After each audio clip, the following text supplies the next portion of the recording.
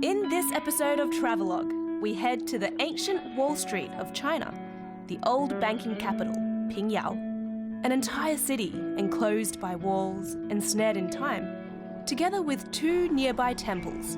This is one unique UNESCO World Heritage adventure.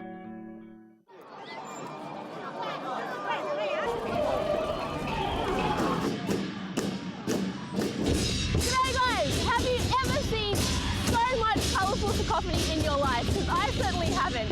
After all, it is the very last day of Chinese New Year celebrations, which means it's the 15th day of the first lunar month. And here in northern China, they celebrate something called the Yonghwa Carnival, which is something like worshipping the gods of earth and fire.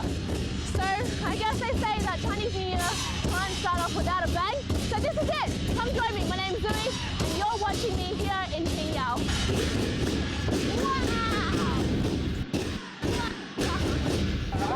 你好，小朋友，你有多大了？11岁啊！你学了这个多少年了？不到1年。不到1年就可以这么好？3天，连半年都没有。3天。真的吗？3天。你学了3天？3天就这么会？不学4天。哦。你说是真的还是假的？真的。3天就学了会了吗？不是3天，3年，是吗？不是，3天，3、2分钟。 真的 ，These kids， 这个我可以看一下吗？你？哦，原来是这样的。那你们不能并站是吗？一定要这样。必须这样。必须这样。All right, off they go, off they go. That was just one out of a huge repertoire of folk performances, all designed to draw the community together and bring good luck and happiness to everyone. Oh my goodness. Yonghwa festivities are an ancient northern Chinese tradition dating back 2,500 years. The revelry in the streets here in Pingyao is said to be the most authentic. So, it's no surprise the place is chock-a-block full of visitors. If you find you need some breathing space though, there's plenty of it at the perimeters. The old city of Pingyao was established in the 13th century, and its four-sided surrounding wall came up not too long after that. On top, everyone is welcome to walk its length, count all 72 watchtowers and 3,000 plus battlements and parapets, and peek down into some residential courtyards. Some people say these numbers coincide with the number of disciples Confucius had, 72, and the number of students, 3,000. I wonder if the 2.25 square kilometres the wall encloses has some wise explanation too. What I do know though is that this whole area is UNESCO World Heritage listed, and that I'm not the only foreigner here. And how did you find out? How did you find out about Pingyao? Because I mean, you don't see many foreigners here. It's mostly Chinese tourists. Yeah, we've seen it because many people wanted to take a picture with us. But many of our friends came here and told us about Pingyao, and we were looking for a place to see the Lantern Festival. The only maybe old town in China, like old preserved town. Yeah, I think it's probably one of the best preserved. So.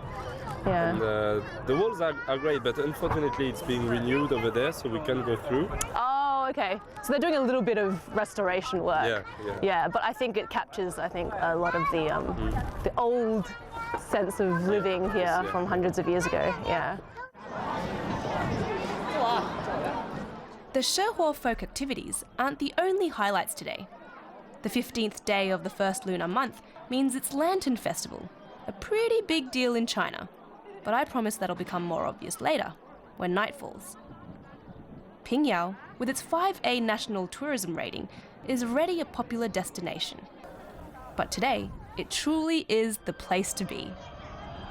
I think I'm going to stay a tad longer here on the wall.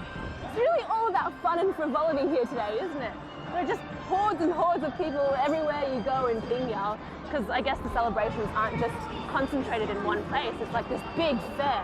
And it's type of ambience that you don't really get in big cities like Beijing anymore.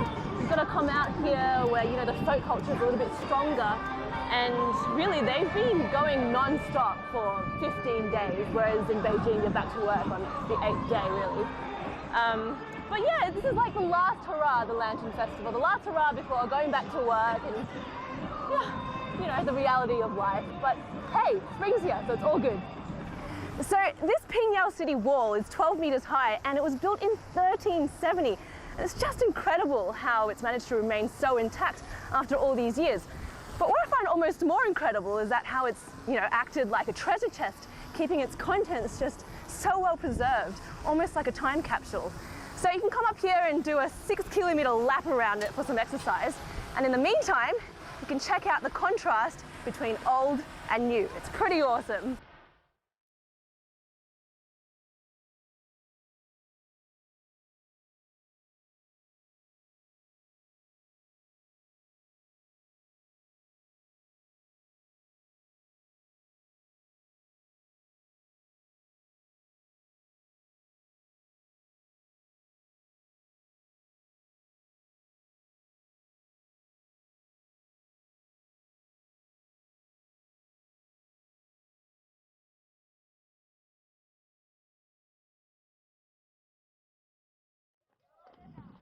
On this day, sure, it's mostly about merriment, but it doesn't take away from the solemn significance of the site. While many of China's modern metropolises are stretching sideways and skywards, Pingyao's sprawl is very much contained. In the words of UNESCO, Pingyao is an exceptionally well-preserved example of a traditional Han Chinese city, the Han people being the largest ethnic group in the country, and indeed, the world.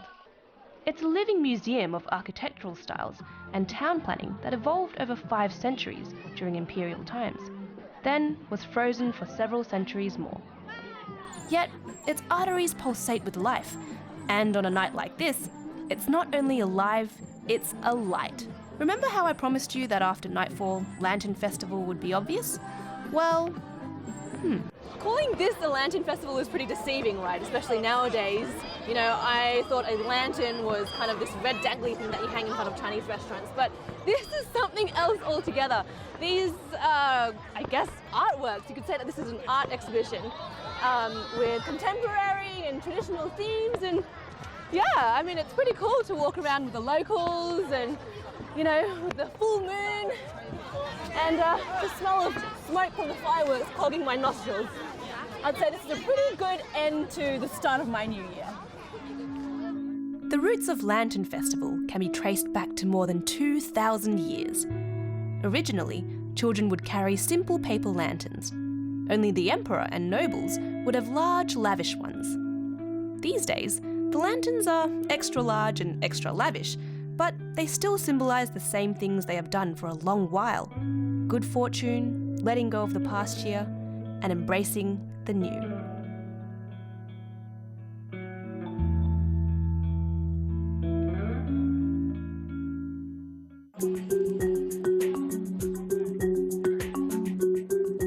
Coming up next, criminal law courts, underground vaults, and armed escort agencies.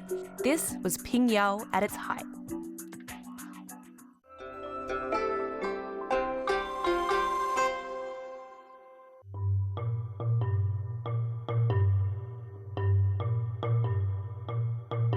Pingyao is located in the northern Chinese province of Shanxi and is 600 or so kilometers southwest of Beijing, or a 4-hour high-speed train ride away.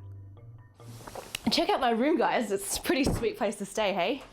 So, Pingyao is, I guess, a good 2 to 3 day trip from Beijing. So I guess that explains why so many people come on the weekend and during special occasions like traditional festivals. And I've heard that there are around 3,000 guest houses like this within the walls, and I guess it caters to people with all sorts of budgets. But hey, no matter what you pay, I'm sure it's going to be a pretty priceless experience.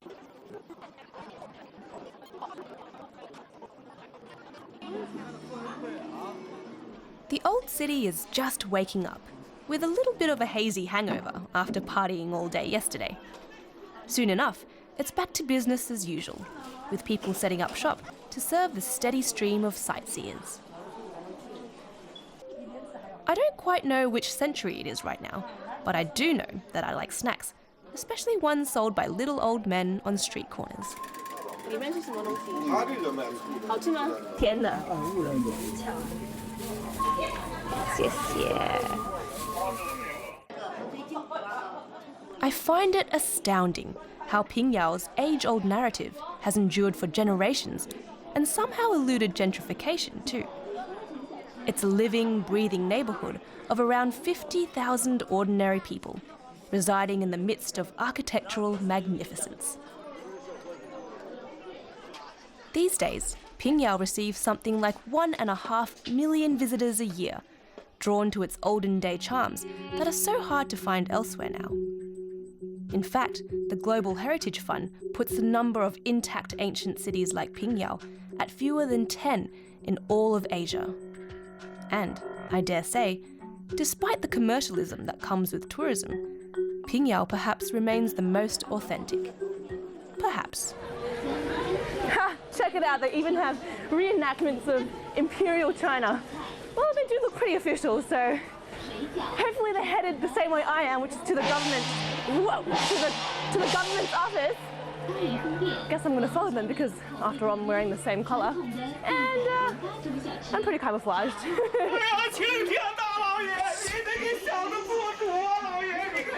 这胃口不错呀，这啊，人多，你一个我一个，都给尝没了吗？这不是？没付银子，吃了你的山楂没付银子，没付银子，这不着急的让老爷给做主来了吗？行了行了，这吃你的山楂那伙人在那跑哪儿去来着？老爷，我得好好找找，这吃山楂的人，这非得这把他，哎呀，老爷，你看，就他。 What? 哎呀 Oh my god, how do they choose me out of all of this? 老爷，别看她是一个女的，那吃山楂一个横劲儿，一个一个的不带吐籽儿呢，那老爷。这还是个外国人的啊！ Yes, 吃山楂人家不说你中国外国的，都等着一个口子拿起来就吃你。来，行了，带回去了。Am I gonna be arrested or something? Okay. Alright, guess I'm following them. Which was my original intention anyway. 跟着回衙门。 We're witnessing a trial at the primary law court of Pingyao's ancient county government office. It's supposedly the largest and best preserved county government office in China. The oldest remaining building in the compound was built more than 650 years ago.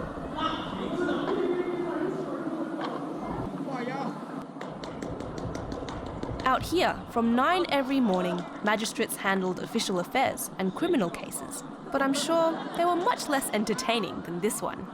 想不想出平遥了？告诉你们，过几天我还回来。 That Academy-winning performance was a little glimpse into what life may have been like back in the day.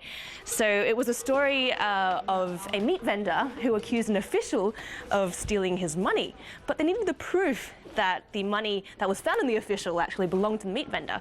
So the magistrate had a very good idea. He put the money into a bowl of water, and the grease that lifted to the surface was the evidence that they needed to throw the official into jail. And this is one of the cells that perhaps he would have spent his sentence in. Ah! Let me out! It wasn't me! My money, I just have greasy hands. Comedic plays aside, Pingyao is probably most famous for its prominent role in China's economic history. By the 1500s, it was a regional financial hub. In the late 1800s, it was considered the financial centre of the empire. In fact, Pingyao boasts China's very first draft bank, founded in 1823. Alone, it apparently controlled almost 50% of the nation's silver trade. It was one of the 22 financial institutions in the city, out of 40 or so in all of China. Some are now museums, open to the public. 这边请啊，那么这条路呢叫10米财路，因为你看到这个墙上，好多墙上都有铜钱，铜钱，这个叫铜墙铁壁黄金路。下面一共有10个库房，当年一共有3条通道。很多人现在来到这边都会摸摸龙柱，对，给自己带一份好的福运财运。这边来啊！当年银子大批运输的时候，路上怕被抢，所以当时的时候就是把一颗木头从中间抛开，然后中间挖空，把银子放到里面，然后外面再用铁箍箍起来，密封起来，这样混到一堆木材当中往出运输，这样就起到一个隐秘的作用，不容易被别人发现。对，很重。咱们经济上呢，最大的作用就是创造了这个汇通天下的这个概念。有了银票以后，进行商业活动的时候就不需要再随身携带沉重的银两手持银票就可以汇通天下。对，这个呢，这样就大大的加强了当时中国商业的进行。3个合在一起为一套。当年这个票号里面一共有32套。That's so cool. 对，然后不定期的轮流更换，确保银票能够完整的流通下去。对。So these 3 pictures are apparently the equivalent of my banking PIN number. Better keep it secret. 来，咱们跟着我取元宝啊！好的。What is this piece of paper gonna bring me? 来，老掌柜，贵客体元宝。黄金500两，财源滚滚，步步高升。拿好吧，谢谢。取完元宝了，这非常非常值钱。如果是真金的，可以买什么东西？可以买一大栋房子。That's so cool. Well, you know what? I'm gonna enter the property market finally. Yay! 哇，有点冷了，想。谢谢。Wow, that was a very thoroughly enlightening experience. I also like the costuming. Nice touch. 谢谢。希望你在平遥玩得开心。谢谢，拜拜。拜拜。Money, money, money. Certainly something the Shanxi merchants were good at making. As the leading businessmen of Shanxi province, they created a prosperous market and reaped huge profits from it. And they're the ones who are credited with establishing the first banks in China. Before that, financial transactions were risky. Silver was couriered across vast distances in merchant convoys, which were often attacked by bandits who lived extravagantly off their ill-gotten loot. In those days, the safest way was to employ the services of armed escorts, expertly trained at centres like this. So this was the headquarters of one of China's most successful armed escort agencies, and they served the community for a total of 64 years. But of course technology changes and develops, and railroads also were built, so their services became less and less popular. So what did the armed escorts do? Well, they didn't become other sorts of escorts. They became security guards for some of Pingyao's richest families. I guess this place has seen a little bit of change after all.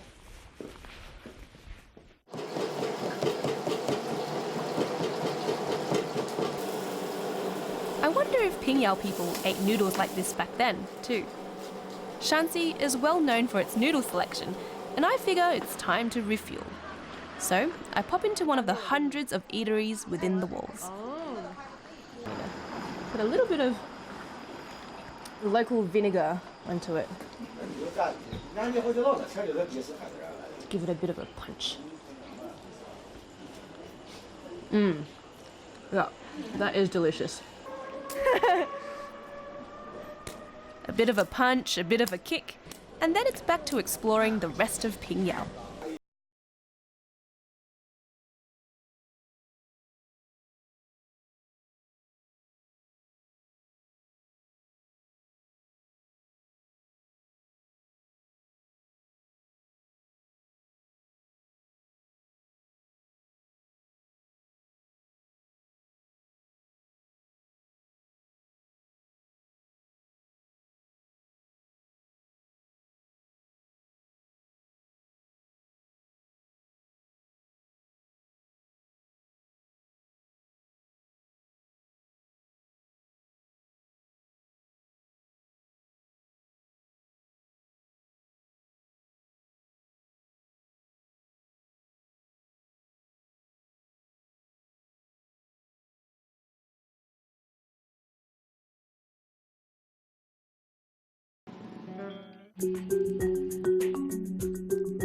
Coming up next, we venture beyond the old city wall to 2 temples, without which our UNESCO quest would be 2/3 incomplete.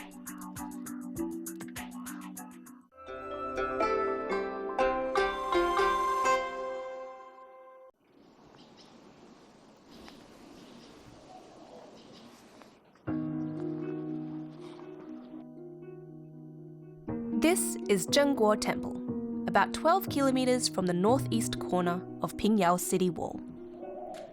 Its oldest hall was built in 963 AD.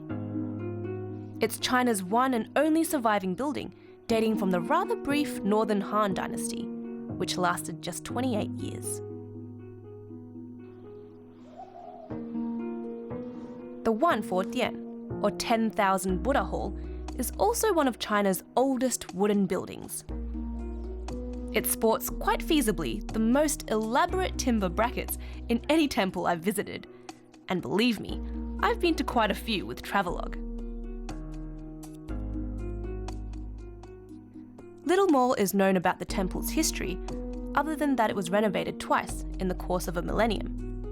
And in 1997, it was inscribed on the UNESCO World Heritage List. 1, 2, 3 meters. That's how far these eaves extend from the main support structures of this building. And it was really quite rare for architecture of that period in time. And if you look up, you can also see that the roof kind of flicks out at the very end. So not only does that protect the building from rain, but it also lets a lot of sunshine in and for wind to pass through, so it dries out the wood. That's one of the reasons why this structure has managed to last more than 1,000 years. Very effective and ingenious. Miraculously, the entire structure was assembled without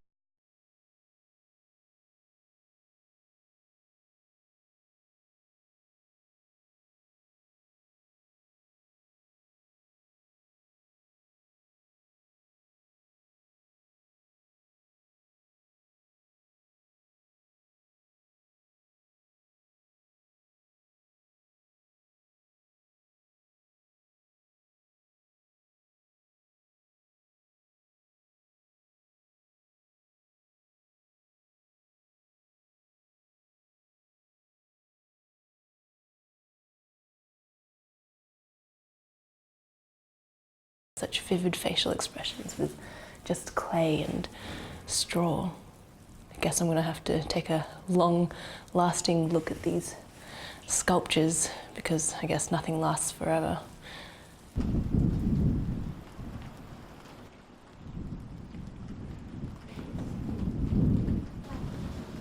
That said, this temple has done a pretty decent job in lasting close to forever.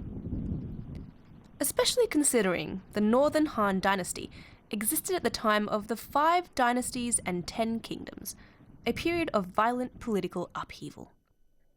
I suppose this place must have been something of a calming spiritual refuge.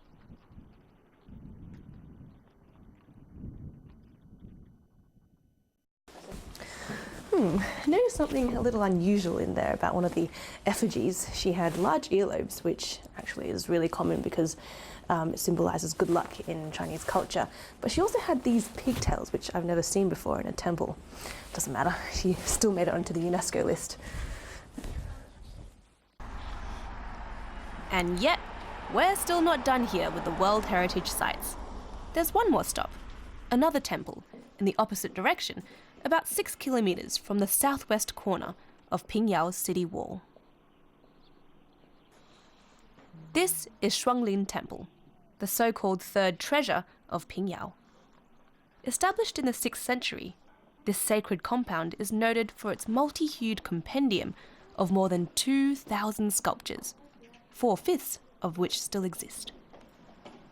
So at the entrance to this temple compound, you've got these 4 rather fierce-looking temple guardians watching your every step. And it's said that no matter where you are in front of them, they've got at least one eye looking at you. Ah! Or both, if it's possible to focus.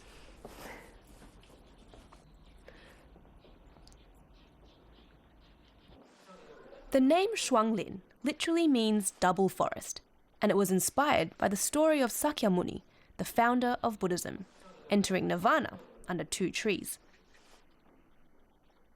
Nirvana, in this context, refers to the transcendent state of consciousness, where the soul is freed of desire and suffering.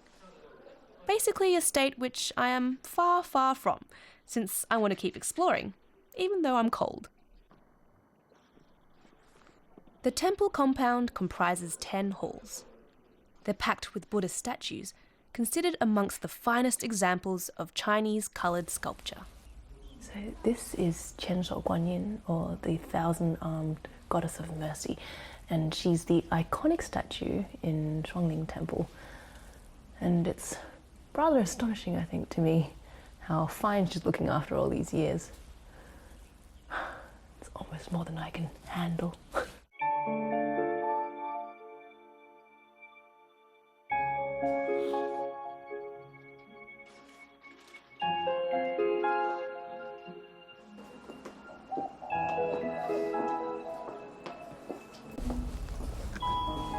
Puns aside, although Chongling Temple is a wee bit out of the way, and the magic of the moulded masterpieces is slightly shielded by thick metal bars, it's definitely worth an hour or two of your time.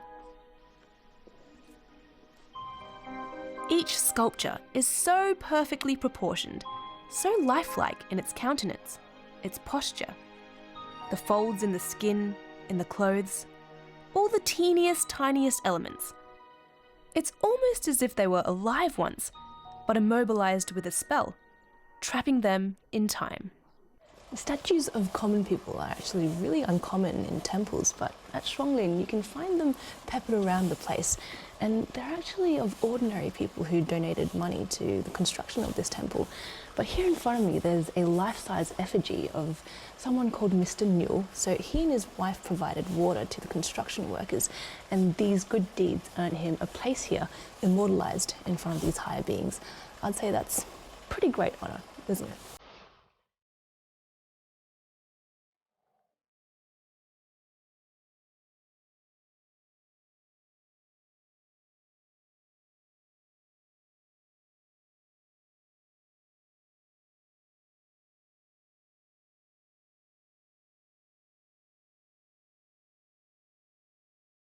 A big plus point for both Zhenguo and Chongling temples is that they are, particularly in contrast to Pingyao ancient city, essentially void of humans, except a few strays. To me, a visit to Pingyao isn't complete unless you've done the UNESCO World Heritage trifecta here.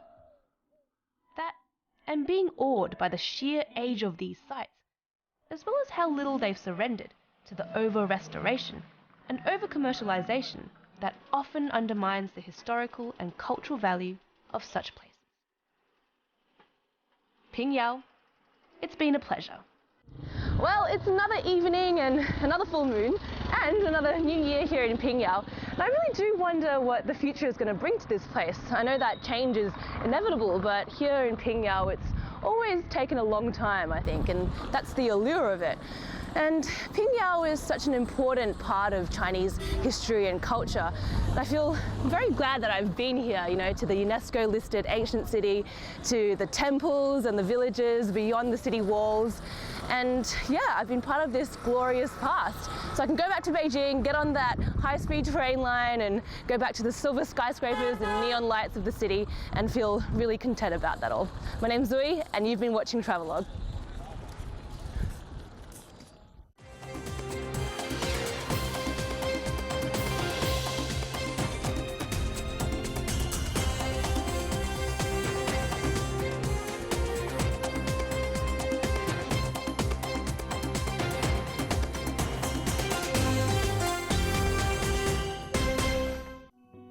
In the next episode of Travelogue, I journey southwest to the great fog city of Chongqing. I'll discover how one of China's hilliest cities overcame its transportation disadvantages with some ingenious and breathtaking solutions and became a massive economic hotspot.